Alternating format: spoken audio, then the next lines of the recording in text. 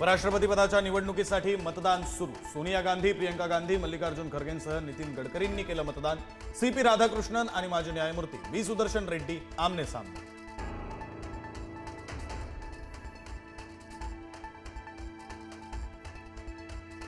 उपराष्ट्रपती पदाच्या निवडणुकीसाठी पंतप्रधान मोदींनी केलं मतदान। त्यानंतर मोदी पूरग्रस्त भागाच्या पाहणीसाठी पंजाबला रवाना।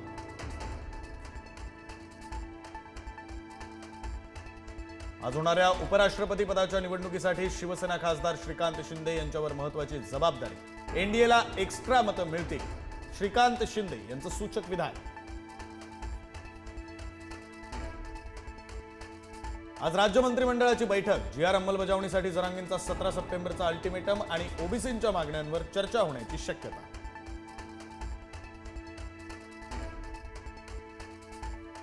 आज राज्य मंत्रिमंडळाची बैठक झाल्यानंतर शिवसेनेच्या मंत्र्यांची होणार बैठक। एकनाथ शिंदे शिवसेनेच्या मंत्र्यांना करणार मार्गदर्शन।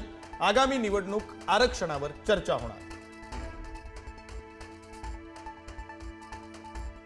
ओबीसी समाजाच्या मागण्यांसंदर्भात चंद्रशेखर बावनकुळेंनी बोलावली महत्त्वाची बैठक। आज 11 वाजता बैठकीचं आयोजन। बैठकीला अध्यक्षांसह एकूण 8 मंत्री राहणार उपस्थित।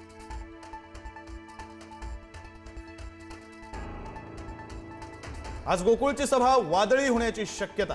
गोकुळच्या 2 वर्षांच्या कारभारावर सभेत होणार चर्चा। अनेक अनुत्तरित प्रश्न आजच्या सभेत मांडणार शौमिका महाडिकांची माहिती।